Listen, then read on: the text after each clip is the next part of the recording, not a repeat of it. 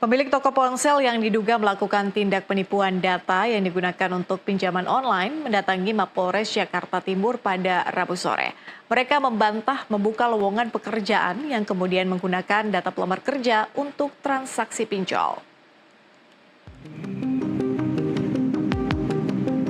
Menindaklanjuti dugaan pencurian data yang dilakukan mantan sales toko ponsel di kawasan Cililitan, Jakarta Timur. Pemilik toko Wahana Store, Widianto mendatangi Mapolres Jakarta Timur pada Rabu malam. Widi menjelaskan iklan lowongan kerja dari salah satu mantan karyawannya berinisial R atas inisiatif dirinya sendiri tanpa sepengetahuan pemilik toko.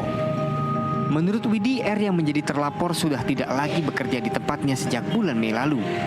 Widi berjanji dirinya akan kooperatif membantu kepolisian untuk mengungkap kasus ini yang telah mencemari nama baiknya. Kalau bilang lowongan kerja itu bohong. Karena kalau walaupun itu adalah lowongan kerja, asalnya ada tertulis maupun di online. Sebelumnya puluhan orang yang mengaku menjadi korban tindak penipuan bermodus lowongan pekerjaan mendatangi Mapolres Jakarta Timur Jumat pekan lalu. Peristiwa ini bermula saat pelaku berinisial R meminta korban mendownload aplikasi belanja online dan foto KTP sebagai salah satu persyaratan kerja. Setelah itu pelaku R menggunakan data para korban untuk belanja ponsel dari tokonya dengan menggunakan jasa pinjaman online. Awalnya meminta tolong kepada para korban. Kebetulan nih para korban ini kebanyakan memang kenal sama si oknum sales ini.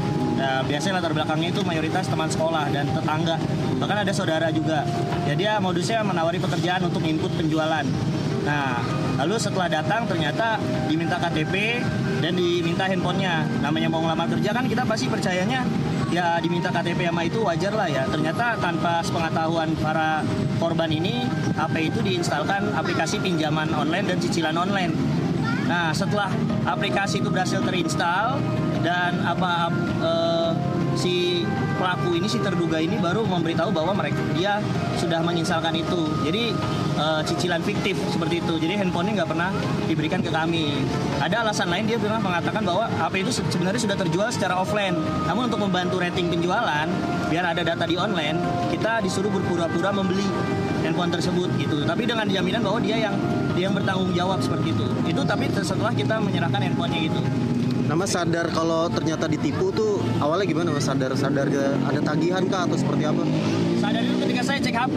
Saya cek HP, di HP saya ada aplikasi Home Credit seperti itu, aplikasi pinjaman online. Ada juga teman-teman yang bahkan tanpa sepengetahuan juga dicicil pinjaman online, pinjol juga seperti itu. Sementara itu Kapolres Metro Jakarta Timur Kombes Pol Nicholas Ari Lilipali mengatakan pihaknya telah melakukan pendidikan terkait laporan ini dan telah memeriksa 6 orang korban dari total 26 korban penipuan. Adapun total kerugian yang ditanggung para korban mencapai 1 miliar rupiah. Jadi dengan modus tersebut dia mendapatkan korban kurang lebih ada 26 orang dan jumlah kerugian 1 miliar lebih untuk langkah yang sudah dilakukan oleh Polres Metro Jakarta ini karena masih dalam tahap penyelidikan, maka kami telah memeriksa sebanyak 6 orang saksi, dalam hal ini adalah para korban. Dari kasus ini masyarakat harus lebih berhati-hati lagi saat menerima lamaran pekerjaan.